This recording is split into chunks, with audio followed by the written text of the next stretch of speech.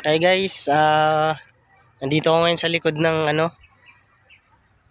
ng UP Campus, Diliman, Quezon City.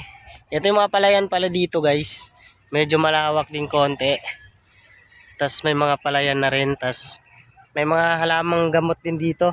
Gulay, mga kamoting kahoy, mga gabi. So ayan guys, kaso matarik lang kasi dito kaya hindi ako makalakad ng maayos. Yan guys, may mga magsasaka ditong nagtatanim din. Ayan. Dito yan guys sa UP Campus Diliman, Quezon City.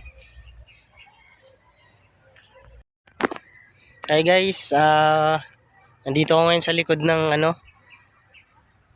ng UP Campus, Diliman, Quezon City. Ito yung mga palayan pala dito guys. Medyo malawak din konti. Tas may mga palayan na rin, tas may mga halamang gamot din dito. Gulay, mga kamoting kahoy, mga gabi. So ayan guys, kaso matarik lang kasi dito kaya hindi ako makalakad ng maayos. Yan guys, may mga magsasaka ditong nagtatanim din. Ayan. Dito yan guys sa UP Campus Diliman, Quezon City.